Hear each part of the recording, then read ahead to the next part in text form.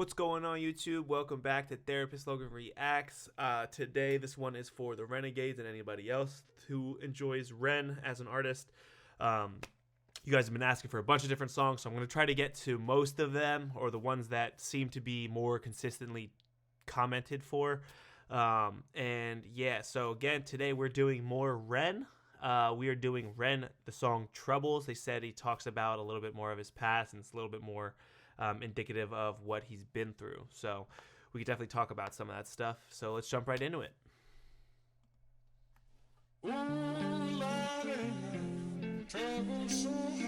He looks young here.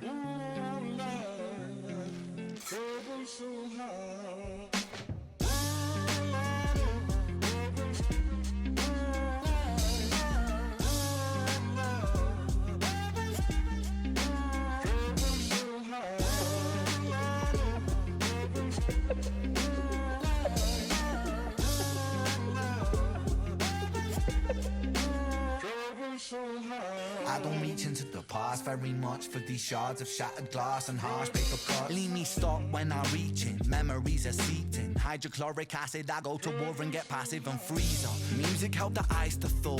Put the chisel in the middle, swing the hammer of Thor. Pull it out of the impossible, Excalibur sword. Etching notepads full of reasons why my feelings are sore. The first day that I got sick, ejected from the cockpit of living. 19, young teen, waking up bitter. Posters up, manhunt, Ren went missing. Hard to have faith when the gods don't listen. Wow. So, real big one. Just, again, really kind of encapsulating the age that it started. Really creatively talking about pain. And kind of, it seemed to me like he kind of talked about, like, the steps to, like, almost like a lobotomy and, like, what it's done maybe to, like, his brain.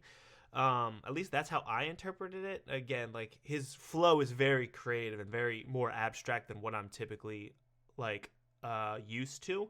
So I could be missing something. But here it is: missing hard to have faith when the gods don't listen.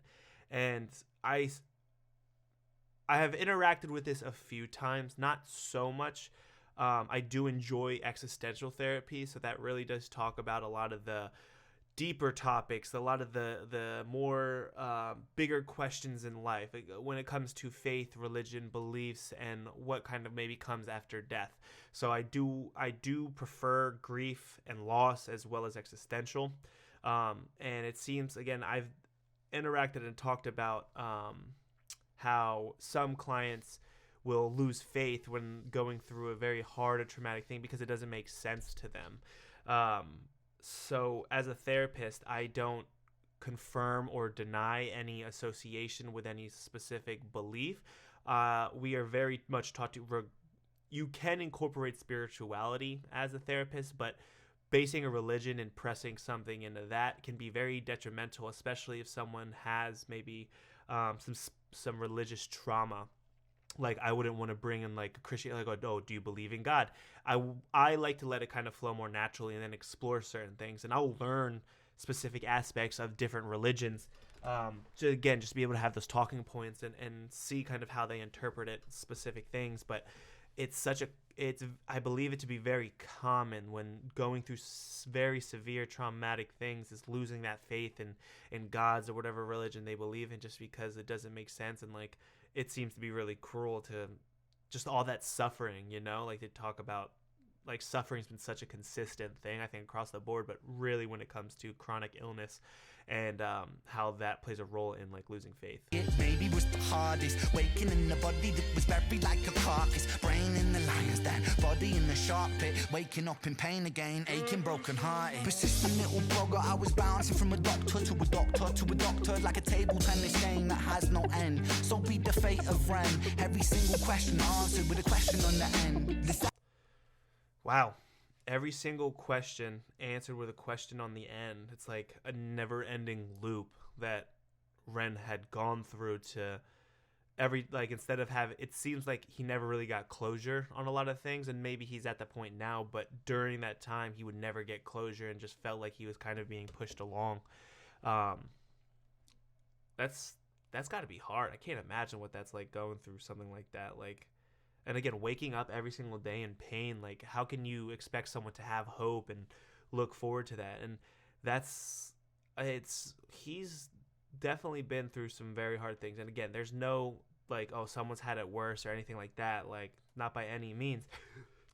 But his reality is just like clearly he's like just a consistent like work through it, like his ability to maintain is very strong with him. That's a strength that I came to terms with giving up my dreams. Mine was severed from the means to help me write these rhyme schemes. Brain was inflamed, the fatigue was crushing. Hard to remain sane with your brain combusting. And the third year was murder, living in a purgatory full of worry. Wouldn't live to be 30. Lifestyle hurt me, always in my bed tomb. Rearranged the alphabet and all the letters spelled doom. Light hurt my eyes, popping pills to survive. When you're 23 and mentally you steadily decline. 24 I was poor, disability benefits. What's the benefit of disability? It's irrelevant. 25 and the scars that were etched, they crack. Elastic bands only stretch so far and then snap. Deep in psychosis, hallucinations, troubled vision. Visits from the underworld were conjuring my superstition. 25 living back at home with my mum, but not because I'm a bum, alone and physically done.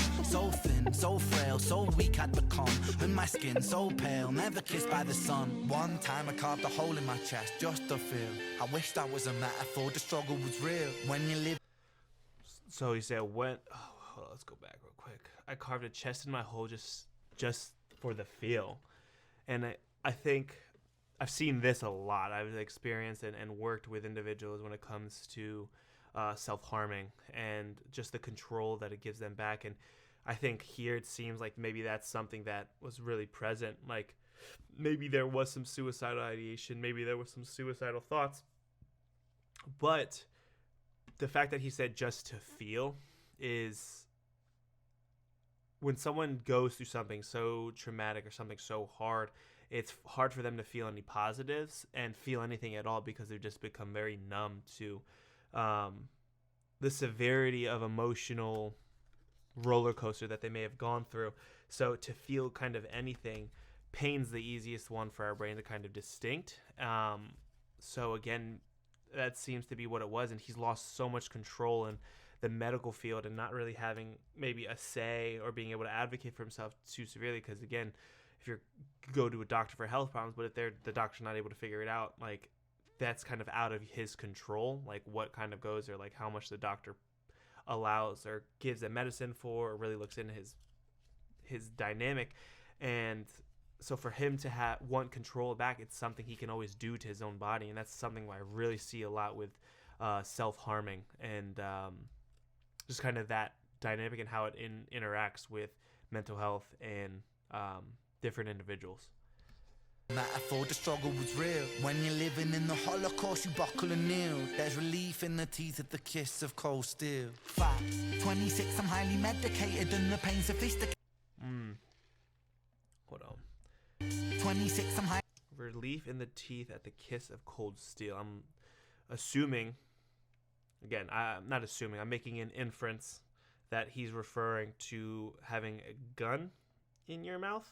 Another form of suicidation.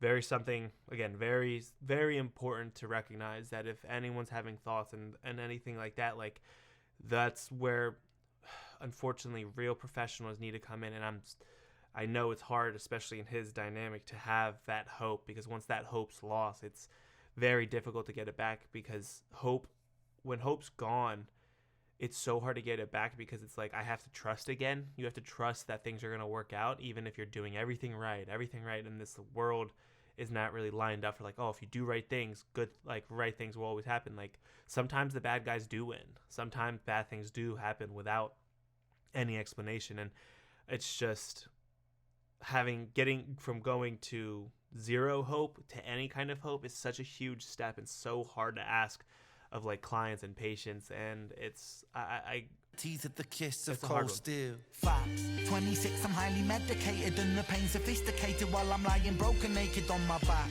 Have on my microphone until my coffin started dropping raw thoughts with the grim reaper knocking on the track. But then man, lo and behold, I heard an angel beckon on this treacherous road. Was a stem cell doctor with a generous glow. In the cell transplant, pulled me out of the cold. And my skin got younger and my body got stronger. And my stomach felt hunger for a door that was closed. Hold on. So he's now talking about the positive experience he had with a medical doctor and what it was able to bring him back to life, essentially. My body got stronger and my stomach felt hunger for a stem cell doctor with a generous glow. In the generous glow transplant pulled me out of the cold. And my skin got younger and my body got stronger. And my stomach felt hunger for a door that was closed. And my soul heard music for the first time. Beauty was a word I'd use for this gift of gold. Oh Lord, I forgive you. Lord, I forgive you. Lord, I forgive you. Make me whole. This music I give you, pain that I live through, everything I've been through is yours to hold. Wow, this one's really meaningful. I got goosebumps on this one. Yeah, I don't know if you can see it.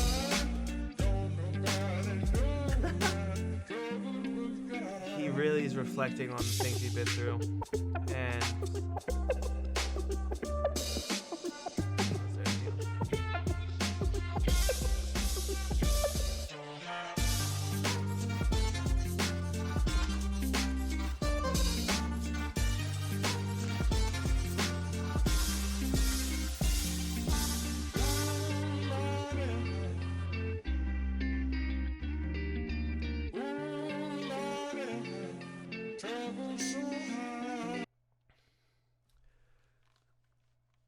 so I think this is really beautiful, and especially the meaningful story he has, kind of like to wrap it up.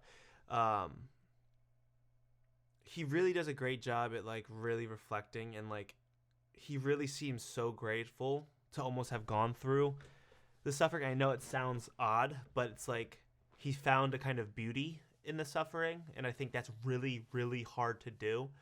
It's a really hard way to reframe that certain mindset, and he's happy that he was able to kind of have hope again. It took an individual. It seemed like that, like the stem cell doctor, the last person he referred to, that kind of again realized what was going on, gave him some hope, and things started looking up, and now he feels better. It was so important for him to kind of have gone through that, and he talked about losing hope oftentimes, and even when things seem hopeless, I promise this is still possible. And again, it's just like he's using his pain and suffering, and what I mean by his pain and suffering in a beautiful way, he's using it to help motivate other people going through similar or different, but also very hard and traumatic experiences, to kind of work through them as needed. And that's such a hard thing to do, but he's taking such a shitty experience and a shitty thing that he's gone through, and he's turning into such a beautiful form of art and power for others. It's like such like a hard thing to do, because he could have given up, he could have done that, but he doesn't need to give that to anybody. He doesn't need to provide that. It's just like the fact that he wants to, is able to do it in a way, again through music, that can be so empowering and give people that confidence and a little bit of drive if they need it on like some of the harder days. Like here it says, we all deserve a life free of suffering. Yes, we all deserve a life free of suffering, but suffering's one of the guarantees in life. You will suffer, and it's what you do with that suffering dictates kind of how you either come about it, get through it, influenced by it, if you're driven by it. Suffering's going to be something you go through, and it's what we do with that suffering, how we take it and let it influence us, is kind of what encapsulates our life. And again, that's my perspective. If that's not yours, I'm not trying to put that on you. That's just my perspective when it comes to suffering, and when I'm working through certain things with clients, that's how I bring about it.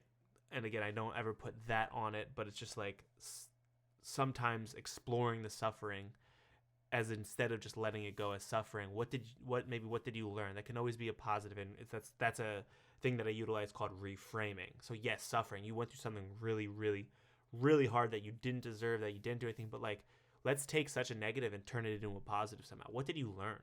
Is there anything you can take away from it that will be able to benefit you in the future for this never to happen again, or be able to control a situation to never allow something like that to happen to you, or something along the lines and like that. And that's can be a very helpful thing when it comes to trauma. But no, another great song. Yeah, this one's fire. I could definitely see myself downloading this one.